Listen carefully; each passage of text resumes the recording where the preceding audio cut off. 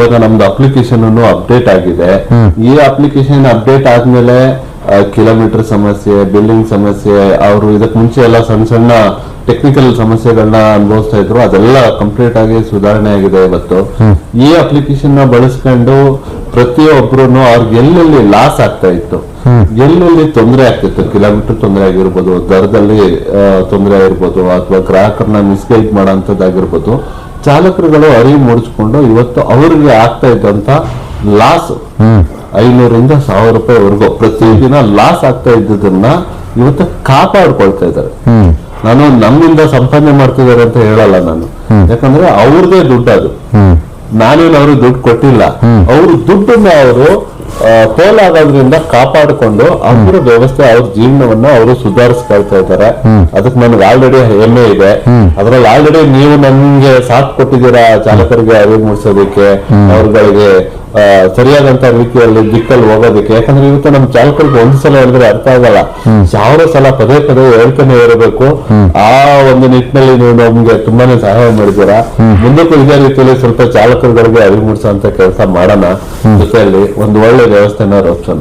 ಅದೇ ಇಲ್ಲಿ ಸಹಾಯ ನಾನು ಅಥವಾ ಅವ್ರಿಗೇನೋ ಮಾಹಿತಿ ಕೊಡ್ತಾ ಇದ್ದೀನಿ ಅನ್ನೋಕ್ಕಿಂತ ಹೆಚ್ಚಾಗಿ ಬರೀ ಹೇಳ್ತಾ ಇಲ್ಲ, ಅದನ್ನ ನಾನು ಸ್ವತಃ ಅನುಭವಿಸಿ ನಾನು ಅದು ಸರಿ ಇದೆ ಅಂತ ನನಗನ್ಸ್ಬೇಕು. ಯಾಕಂದ್ರೆ ನಾನು ಕೂಡ ಸ್ವಂತ ಗಾಡಿ ಇಟ್ಕೊಂಡು ನಾನು ಬಳಸ್ತಾ ಇರೋನೆ ಅಲ್ವಾ. ಸೊ ನನಗೆ ಅದು ಸಮಸ್ಯೆ ಆಗುತ್ತೆ, ಅದೇ ಸಮಸ್ಯೆ ಅವ್ರಿಗೂ ಆಗುತ್ತೆ. ಸೊ ಇಲ್ಲಿ ಹೇಳೋದಕ್ಕೂ ಮಾಡೋದಕ್ಕೂ ವ್ಯತ್ಯಾಸ ಇದೆ. ಅದೇ ಅದೇ ಇವಾಗ ಹೇಳೋದು ಅಂದ್ರೆ ಸಂಬಂಧ ಇಲ್ದಿರ ನಾನು ಯಾರಿಗೋ ಒಬ್ಬರಿಗೆ ನಾನು ಹಿಂಗ್ ಮಾಡು ಹಂಗ್ ಮಾಡು ಅಂತ ಸೂಚನೆ ಕೊಡೋದಕ್ಕೂ, ನನ್ನ ಅನುಭವನ ನಿಮಗೆ ಹಂಚ್ಕೊಂಡು ಅದನ್ನ ಅವ್ರನ್ನು ಆ ದಿಕ್ಕಲ್ಲಿ ಕರ್ಕೊಂಡು ಹೋಗೋದಕ್ಕೂ ಭಾರಿ ವ್ಯತ್ಯಾಸ ಇದೆ. ನಾನು ಹೇಳಿದ್ರೆ ಏನಾಗುತ್ತೆ ಅಂದ್ರೆ ನಾನೊಬ್ಬ ಟೀಚರ್ ತರ ಆಗ್ಬಿಡ್ತೀನಿ. ಹೌದು, ಕರೆಕ್ಟ್. ಇವಾಗ ನನ್ನ ಅನುಭವದ ಜೊತೆ ನಾನು 10 ಜನ ಕರ್ಕೊಂಡೋದ್ರೆ ನಾನು ನಾಯಕ ಆಗ್ತೀನಿ. ಕರೆಕ್ಟ್. ಎಲ್ಲ ಇವತ್ತಿನ ಕಾಲ ಅಲ್ಲ, ಎಷ್ಟೋ ವರ್ಷಗಳಿಂದ ನಾನು ನನಗೆ ಬುದ್ಧಿ ಕಂಡಾಗಿಲ್ಲೂ ಹೇಳ್ತೇವೆ. ಯಾವುದೋ ಅವಾಗೆಲ್ಲ ಈ ಮಲ್ಟಿನ್ಯಾಷನಲ್ ಕಂಪ್ನಿಗಳು, MLM ಕಂಪ್ನಿಗಳು ಬರೋವು.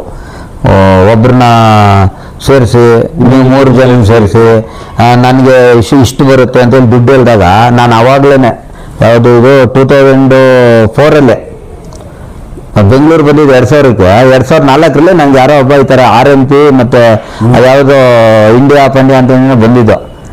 ಎಲ್ಲ ಸೆಮಿನಾರ್ ಎಲ್ಲ ಮಾಡೋರು. ಆ ಟೈಮಲ್ಲೇ ಎದ್ದು ನಿಂತ್ಕೊಂಡು 100 ಜನ ಇರುವಂತ ಒಂದು ಸ್ಟೇಜಲ್ಲೇ ಎದ್ದು ನಿಂತ್ಕೊಂಡು ಎಷ್ಟಾರಕ್ಕೂ ಅವರು ಮೈಕ್ ಹಿಡ್ಕೊಂಡು ಮಾತಾಡ್ತಾ ಇದ್ರು, ಎದ್ದು ನಿಂತ್ಕೊಂಡು ಜೋರಾಗಿ ಮಾತಾಡ್ತಾ ಇದ್ದೆ. ನೀನು ಅದೇ ಮೇಲೆ ಮಾಡುವಂತೆ, ಈಗ ನೀನು ತಗೊಂಡಿದ್ಯಲ್ಲ ನಿನ್ ಸ್ಟೇಟ್ಮೆಂಟಿನ ಅಲ್ಲಿ ಸ್ಕ್ರೀನ್ ಮೇಲೆ ಹಾಕೊಂಡ್ವೆ ನಾನು. ಹಂಗೆ ಅದರ ಪ್ರಶ್ನೆ ಮಾಡ್ಕೊಂಡ್ ಬಂದಿರೋ ನಾನು. ಈವನ್ ನಿಮ್ದು ಅಪ್ಲಿಕೇಶನ್ ಬಗ್ಗೆ ಯಾವಾಗ 2021 20 ಅನ್ಸುತ್ತೆ, 20ನಲ್ಲಿ ನೀವು ಬಂದು ಏರ್ಪೋರ್ಟ್ ಅಲ್ಲಿ ಬಂದು ಹೇಳಿದಾಗ್ಲೂ ನಿಮ್ದು ಅದನ್ನೇ ಹೇಳಿದ್ ನಾನು ಅಲ್ವಾ. ಹಂಗೆ ಪ್ರತಿಯೊಂದು ವಿಚಾರನು ನಾನು ಅನುಭವಿಸಿ ಅದು ಸರಿ ತಪ್ಪನ್ನ ತಿಳ್ಕೊಂಡೆ ನಾನು ಇನ್ನೊಬ್ರಿಗೆ ಹೇಳೋದು. ಯಾಕಂದ್ರೆ ನಾನು ಒಬ್ರಿಗೆ ಏನೋ ಹೇಳ್ತಾ ಇದ್ದೀನಿ, ಅವ್ರು ಸಡನ್ ಆಗಿ ಏನೋ ಒಂದು ಕ್ವಶನ್ ಕೇಳ್ಬಿಡ್ತಾರೆ, ಅದಕ್ಕೆ ನಾವು ಉತ್ತರ ಏನ್ ಕೊಡೋದು?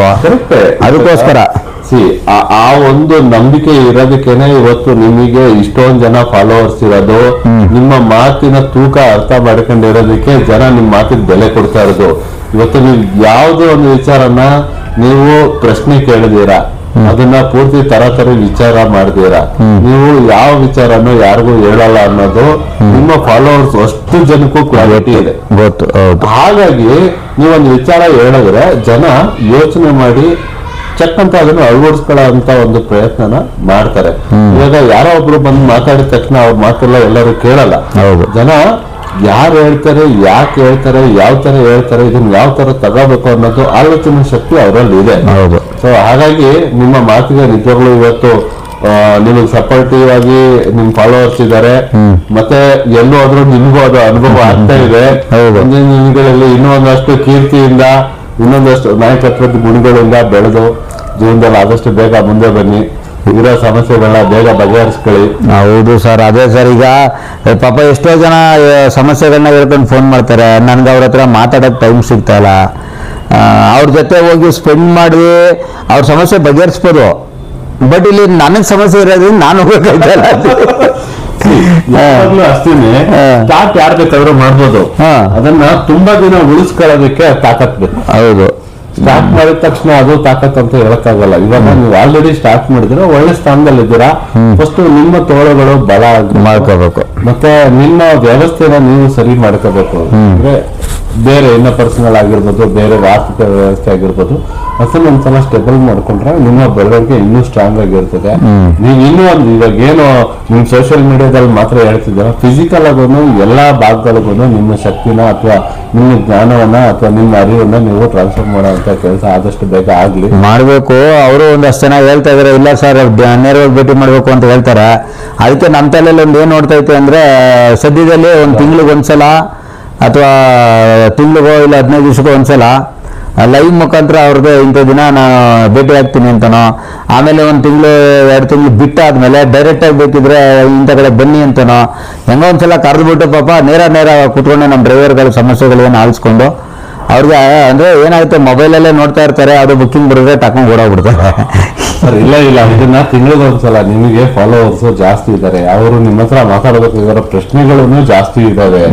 ಹಾಗಾಗಿ ನೀವು ತಿಂಗಳಿಗೊಂದ್ಸಲ ಅಲ್ಲ, ವಾರಕ್ಕೊಂದ್ಸಲ, ನನಗೆ ಗೊತ್ತಿದೆ ಟೈಮ್ ತುಂಬಾ ಇಂಪಾರ್ಟೆಂಟ್, ನಿಮ್ಗೂ ತುಂಬಾ ಇಂಪಾರ್ಟೆಂಟ್, 1 ಅವರ್ ನಿಮ್ಮ ಅಭಿಮಾನಿಗಳಿಗೋಸ್ಕರ ಆದ್ರೂ ಇಡಿ. ಅದು ನಿಮ್ಮ ಅಭಿಮಾನಿಗಳಿಗೂ ಒಳ್ಳೇದು, ನಿಮಗೂ ಒಳ್ಳೇದು.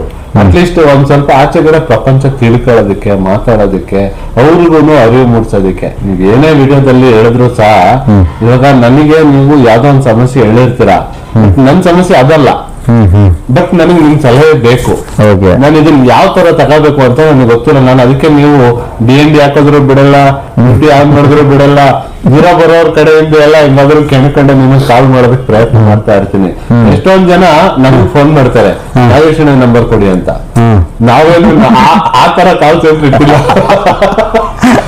ಹಾಗಾಗಿ ನಾವ್ ಹೇಳ್ತೀವಿ, ನೋಡಪ್ಪ ನಾಗೇಶಣ್ಣಂಗೆ ನಿಮ್ಮ ಹತ್ರ ನಂಬರ್ ಇದ್ರೆ ಕಾಲ್ ಮಾಡಿ, ಇಲ್ಲ ಅಂದ್ರೆ ಫೇಸ್ಬುಕ್ ಅಲ್ಲಿ ಮೆಸೇಜ್ ಮಾಡಿ, ನಾವು ಬೇರೆಯವ್ರ ನಂಬರ್ ಯಾರಿಗೂ ಕೊಡಲ್ಲ ಅಂತ ಹೇಳ್ತೀವಿ.